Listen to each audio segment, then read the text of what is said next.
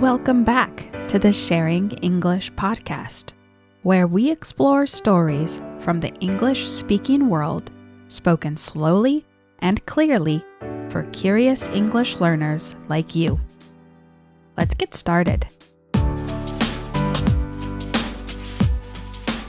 Hi everyone, it's your host Freya. Today, we're talking about one of the most famous characters in children's literature, Mary Poppins. Even people who have never read the original books probably recognize the image. A mysterious nanny arriving with an umbrella floating down from the sky. Many listeners may also know Mary Poppins mainly from the famous Disney film, Mary Poppins. With its songs, dancing chimney sweeps, and magical adventures, the movie became one of the most beloved family films ever made. But the original Mary Poppins stories are actually much stranger and maybe more interesting than many people realize. Today, we're going to explore the story behind the books, the life of author P.L. Travers, how Disney transformed Mary Poppins, what the character says about British culture, and why British children's literature often feels both magical and emotionally complex at the same time. The author of Mary Poppins was P.L. Travers. Interestingly, she was not born in England. She was born in Australia in 1899 before eventually moving to England. Her childhood deeply influenced her writing. Travers's father struggled with alcoholism, and her family life was often unstable and emotionally difficult. Many literary scholars believe Mary Poppins reflects a child's fantasy of safety, order, and magical rescue during uncertain times. And honestly, once you know that background, the stories begin to feel very different. Because underneath the magic, there's often loneliness, emotional distance, and a desire for comfort. Mary Poppins is a nanny who arrives to care for the Banks children in London. But she is not an ordinary nanny. She seems magical. She can fly, animals speak to her, strange adventures happen around her constantly. And yet, Mary Poppins herself rarely explains anything. In fact, one surprising thing about the original books is that Mary Poppins is not always warm or gentle. She can be strict, vain, mysterious, impatient, and emotionally distant. That surprises many people who only know the Julie Andrews Disney version.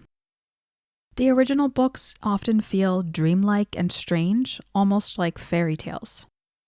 Magic appears suddenly and disappears just as quickly, and the children are often left wondering whether the events really happened at all. The Mary Poppins stories are also connected deeply to British society during the early 1900s. At that time, wealthier British families often employed nannies or governesses to help raise children. Parents, especially fathers, were often emotionally distant and heavily focused on work. In the stories, the Banks parents are frequently distracted, busy, or overwhelmed. Meanwhile, Mary Poppins becomes the emotional and imaginative center of the children's lives. So, although the stories are magical, they also quietly reflect family structure, social class, and emotional life in Edwardian Britain. Now let's talk about the Disney adaptation. Walt Disney wanted to adapt Mary Poppins for many years because his daughters loved the books. But P.L. Travers strongly resisted the idea.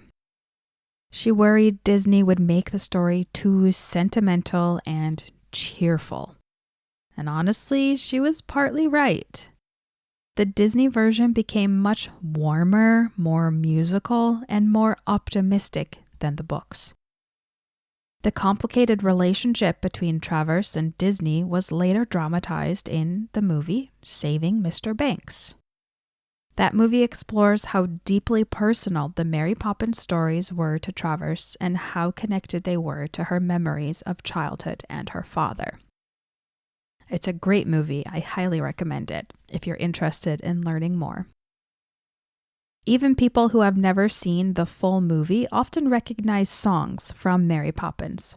Songs like A Spoonful of Sugar and the famous line, "A spoonful of sugar makes the medicine go down," and the song Supercalifragilisticexpialidocious. That song became globally famous. And yes, supercalifragilisticexpialidocious is one of the most famous nonsense words in the English language.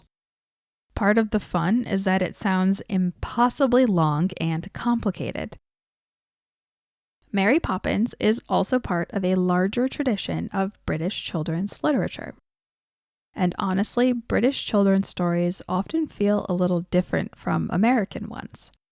Many classic British children's books combine whimsy, fantasy, emotional complexity, and even a little darkness.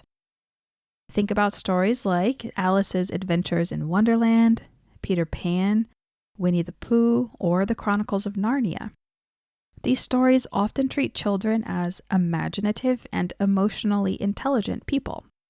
The magical worlds in these books are not always completely safe or simple, and adults are not always fully trustworthy or understanding. That emotional complexity is part of why these stories continue to resonate with readers long after childhood. So, why does Mary Poppins still resonate today? I think part of the answer is that the character represents something many people wish existed. Someone who can bring order, imagination, and wonder into ordinary life. Mary Poppins enters everyday reality and quietly transforms it. And even though the stories contain fantasy, they also understand something very real about childhood. Children notice more than adults often realize. They notice tension, loneliness, beauty, confusion, wonder, and perhaps that's why the stories continue connecting with generation after generation. Let's go over a few useful words from today's episode. A nanny is a person employed to care for children in a family. A governess, on the other hand, historically has been a woman hired to educate children privately in a home. Whimsy is a word that means playful or imaginative charm. A chimney sweep is someone who cleaned chimneys. Fun fact, this job still exists in Denmark. And sentimental, strongly emotional, sometimes in an overly idealized way. And now for a pronunciation challenge. Can you say supercalifragilisticexpialidocious? Let's try it more slowly. Supercalifragilisticexpialidocious. Supercalifragilisticexpialidocious. Supercalifragilisticexpialidocious. One more time. Supercalifragilisticexpialidocious. I'd love to hear if you are able to say this word. Overall, Mary Poppins is much more than a children's character. She represents imagination entering ordinary life. She reflects British culture, childhood fears and comforts, and the strange emotional depth that often appears in classic British children's literature. And even after all these years, the image of Mary Poppins floating down from the sky still feels magical. Now I'm curious, which children's story from your culture do people continue carrying with them into adulthood? And why do you think it stays meaningful for so many people? let me know. Thanks for listening to the Sharing English podcast.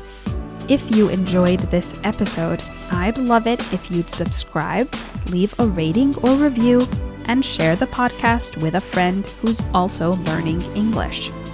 You can find out more about me and the podcast at our website, www.sharing-english.com.